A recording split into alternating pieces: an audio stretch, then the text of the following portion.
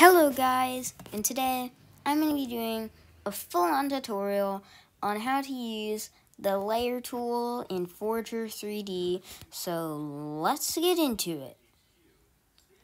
Alright guys, so first thing is you need to select the layer tool right up here where it says layer in the toolbar, and now you notice this little gray box that's blank.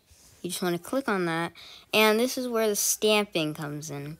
Now, you need to add all these presets because I actually added them myself, but I'm going to show you guys how to add the stamps in or whatever so you can add texture to your sculpt. And that's actually what the layer tool is about.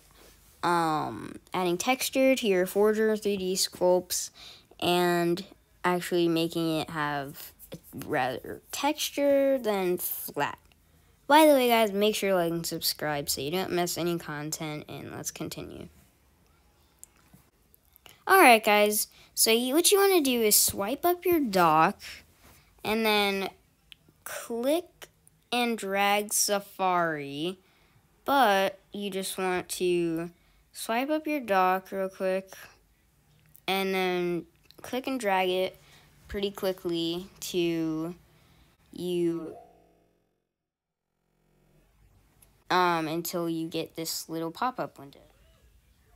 Alright guys, so you want to go to Safari and split screen from Forger and Safari. So what you want to do is search up brush alphas. Now, what this will give you is you go to images and you'll see a whole bunch of brush alphas. Now, first what you want to do, since you've actually gotten the alpha that you wanted, they have to be a square image like this, okay?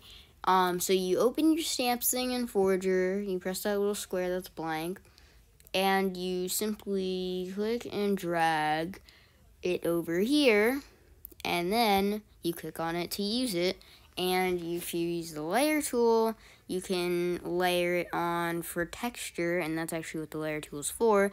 It's to layer on texture on your mesh or whatever, so it's not just complete flat and boring. So, yeah guys, thank you for watching. Please like and subscribe, and I will see you guys next time. I wanted to do a quick tutorial on the layering brush in Forger, but also before you go, you can also switch to different stamps, and there's actually a whole bunch of brush alphas that you can use as stamps, so don't worry. Comment down below if you have any problem with this, and I will give you the solution to fix it. Now make sure to like and subscribe, and I will see you guys next time.